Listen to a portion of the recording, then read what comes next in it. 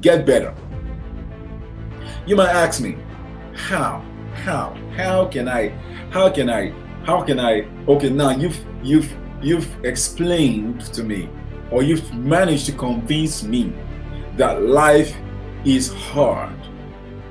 Alex, how can I win the war? The answer is get better. Get better. I want to share a diagram with you. Now I got this from my iPad. It's my remarkable. Here's a diagram, and look at you and your problems. Also know that your problems are your responsibilities. If you call your friend and say, I need help, I am out of money, I need to eat, and your friend says, that's your problem, he's not being mean or being bad to you. He's only saying, that's your responsibility. That's your problem. That's on you. I can help you right now. I've got mine. So look at this. Here's a scale. Look at you, your problem, and look at you on the other side. Your problem is meant to bring you down. You are meant to grow up. In other words, your problem increases when it scales down, and you increase when you scale up.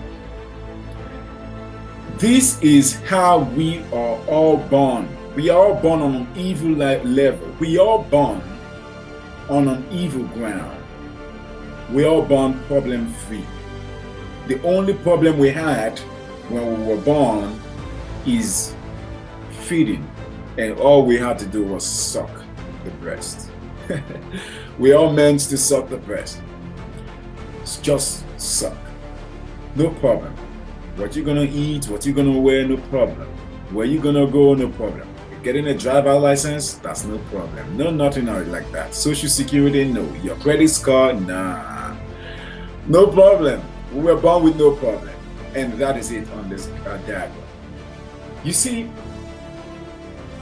it is at that point, if you can look at this, I mean, it's not perfectly sketched, but I just did my best to sketch this. If you can look at that diagram, we have a scale. And if you can see yourself, look at your life right now. Look at your life right now. Do you see yourself on a scale? If you asked me earlier, since life is all about problems, life is all about obstacles, winning and winning and winning, facing new obstacles and winning. How can I get rid of it? Here's what you need to do. I just changed the diagram. You need to look at this diagram. When your problem increases, in other words, pushed down, and you are still on the same scale, you are having a problem. Your problem is getting worse, and you are not getting better. And that is a big problem for you. This is a time when you can pay your bills. This is the time when you cannot fix your relationship in your house. This is a time when you are not owning up to your responsibilities. This is a time when you are not just doing academically okay. This is the time when you feel you're going through a lot and you can bear. That is your problem going beyond your capacity. And why? Because you fail to move your scale. You fail to move your scale. I want you to share this with somebody. That diagram, I want you to probably have a screenshot of it.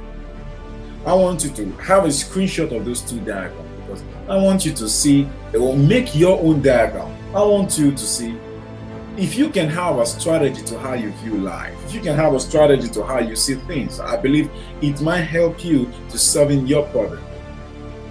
Now, let me show you the other diagram. Now, look at that scale again. You can see you. you can see your problem. And you can see when you increase your skill, it automatically goes to even frequency with your problem. Remember when I said that problems don't get better, they get worse. It only gets better when you get better. So if you can move your scale to meet your problem, to meet your responsibilities, then you will feel less pressure. Then you will feel less weight from your problem. Wait. But here's the thing. Many people, I repeat, you might be part of those people. Many people don't try to move their scale. Many people don't try to increase your capacity. Many people don't try to grow. Many people don't try to expand, innovate, create, devise. No. What they do is the moan and groan. They keep their scale where it is. They keep their present job. They keep their present relationship. They keep their present behaviors. They keep everything the way it is. And what they do is moan and groan. Moan and groan. This reminds me of a young man standing by the street with his dog. And his dog was groaning. The dog was groaning. And this passersby stopped by and said, "Why's your dog groaning?" "Oh, the dog is sitting on the nail." "Really? Why can't the dog get up the nail?" "Well, I guess it's not hurting enough for the dog to get up. It's hurting enough to moan and groan. So when it hurts the dog enough, it will get up." And that is how so many people live in life. They moan and groan. Moan and groan. Moan and groan. Until the problem hits them hard. Until the problem gets to a point where they're suffocated, where they can no longer hold it, where it surpasses their comprehension, where it surpasses their understanding and their endurance, and it surpasses their ability to just go by for that day. Then now they come back and say, "Help me, help me." Moan and groan. They keep moaning and groaning. Look at yourself right now. Are you moaning and groaning?